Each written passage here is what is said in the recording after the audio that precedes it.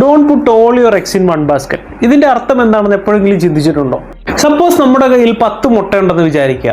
ആ 10 മുട്ടയും നമ്മളൊരു ബാസ്ക്കറ്റിൽ കീപ്പ് ചെയ്യുന്നു. ആ ബാസ്ക്കറ്റ് താഴെ വീണാൽ എന്ത് സംഭവിക്കും? ആ 10 മുട്ടയും ഒറ്റയടിക്ക് പൊട്ടും. എന്നാൽ ആ 10 മുട്ട 3-4 ബാസ്ക്കറ്റുകളിലാണ് നമ്മൾ വെച്ചിരിക്കുന്നതെങ്കിലോ അതിലൊരു ബാസ്ക്കറ്റ് വീണാലും കാര്യമായ നഷ്ടം സംഭവിക്കില്ല. ഈ ഒരു ലോജിക്ക് തന്നെയാണ് ഇൻവെസ്റ്റ്മെന്റ് ലോകത്ത് നമുക്ക് വേണ്ടത്. ഇൻവെസ്റ്റ്മെന്റിൽ ഇതിന്റെ അർത്ഥം എന്താണെന്ന് നോക്കാം.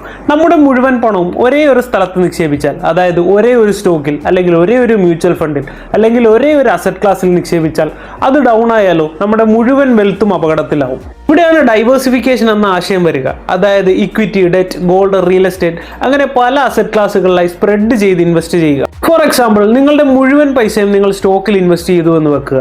മാർക്കറ്റ് ഡൗൺ ആയാലോ നമ്മുടെ വെൽത്ത് ഡിസ്ട്രോയ് ആകാൻ അധികം സമയമൊന്നും വേണ്ട.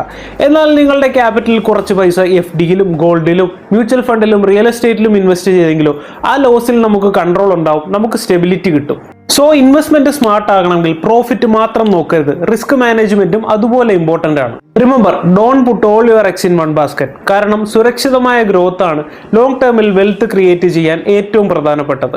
ഒറ്റ ബാസ്ക്കറ്റിൽ വെച്ച സ്വപ്നങ്ങൾ ഒറ്റ വീഴ്ചയിൽ തകരാം. എന്നാൽ പല വഴികളിൽ നിക്ഷേപിച്ച സ്വപ്നങ്ങൾ ഉറപ്പായും വളരും.